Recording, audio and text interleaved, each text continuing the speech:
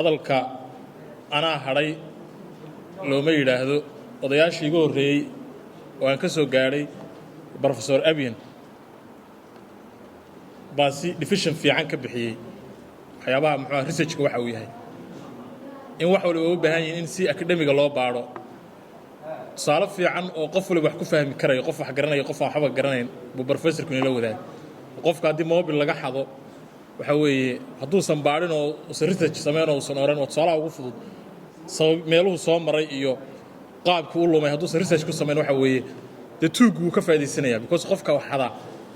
markasta oo meesha qayla timaada ama bushimaado isaga waxay u tahay muxuu ahaa faa'iido gaar marka professorka uga mahad celinaya dhammaan marshafka golaha ku sugan waa salaamaya waxaan si gaar ah u salaamaya aqoon-yahan qalin oo isaguna muxuu ahaa hadalka meel fiican dhigana si gaar ah u salaamaya waxyaabaha haddaynan research samaynin inagu waliba problemka inagu weyn waxa weeye dhibaatooyin fara badan baynu soo marnay ilaa 91kii markii dawladdii dhexe ee kacaankii Soomaaliyeed dhacday taas Soomaali baynu kala mid ahayn waxa inoo sii raacay 16 sano oo iyagana aynu soo marnay wada kale oo iyaduna xanuun badan waxyaabihii keenayna waxa weeye inaga qayb ka ahayn markii dambe wixii doonaan ha ka dhaceen koska inay 7,000 oo qof inaga dhintaan intaas oo kun ay ku nafwaayaan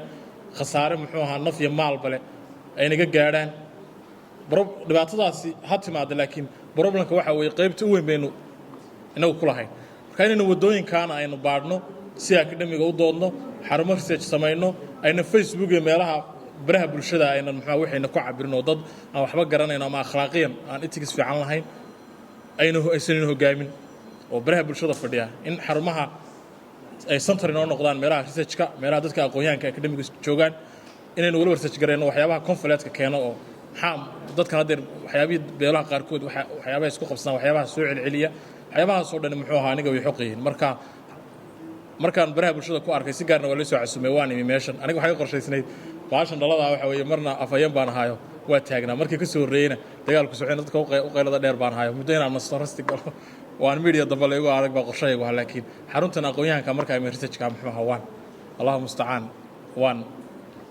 waan u soo kacay waxaan isla meel laga maqnaado ma xarumaha aqoonta marka dawladdan waa bogaadinaya xubnaha inagala jooga wiilka xidhinaya marka hore waxaan ku yiri muxuu ahaa waa yar kafta waxaan ku yiri markii wasiir hebel iyo wasiir baan ku ma dawladdu qolo soo casuuntaan koos waxa weeye hadalka hadaan waxa weeye muxuu ahaa waxa weeye hadalka hadaan la qaybsano dadku waxa weeye dawladnimadu waa social contract shacabku waxa weeye muxuu ahaa waa iyaga dadkan waa adeegayaal anu markaan afayeenka iyagan u adeegay wasiirku iyagu adeega xildhibaanku iyagu adeegaya marka mar walba waxa weeye muxuu ahaa dadku waa dadka loo shaqeynaya dadka muxuu ahaa dawladda ka shaqeeya waxay la mid yihiin gabar shaqeeyada oo guri ka shaqeysa muxuu ahaa waxa weeye bay la mid yihiin dadka loo shaqeynaya expire-ka ee mushaarkooda iyo waxooda la qaataa waa shacabka marka dawladda waan uga mahad celinayaa anu waxaan aaminsanahay muddadan afayeenka ahaa waxaan afkaan ku oran jiray muxuu ahaa dawladdu waxaas la qabtay ku oran maayo anigu laba carab miliyo muxuu ahaa marka dawladda markaas waxa ka ahay muddadii aan joogay in wax badan la qabtay wax badan ay harsan yihiin marka insha Allah waan bogaadinaya waan codsanaya in la shaqeeyo muxuu ahaa dawladda fakarka lagu kala duwanaan kara laakiin laguma kala duwanaan karo muxuu ahaa waxaan aaminsanahay qofka jiritaanka hadduu ka hor yimaado de waa khatar xitaa in la dilo inuu muxuu ahaa kasban karayo waayo waxa weeye waa laga hor iman karaa siyaasadda ama wasaaradda siyaasadeeda ama golaha wakiilada siyaasaddiisa ama siyaasadda madaxtooyada laakiin dadkani waxay u dhinteen oo inay maamul noqdaan cidii ka hor timaada waxa weeye muxuu ahaa waa dambiil marka waan codsanaya in la shaqeeyo hogaamiyaha waqti sanad u dhiman yahay hogaamiye ku-xigeenka wasiirada cusub ee muxuu ahaa iyaguna Allahu musta'an qaarkood hadda la magacaabay ee legal personality ama xasilinta ama ka sugaya in baarlamaanku ay siiyaan muxuu ahaa kalsoonida waxba dawladdan waa dawlad rasmi oo temporary waxa weeye insha Allah waxa weeye roor maabkii dawladda loo dhisay waxa weeye mid xoreyntii baahay oo way dhamaato shacabku iyagaas xoreeyay tii labaadna waxa ay muxuu ahaa in institutions kala dhiso iyadana meel fiican baa la marinayaa tadambe hadda waxa weeye shirweynaha iyo qaabka roor maabkii doorashada iyo election-ka muxuu ahaa la diyaariyo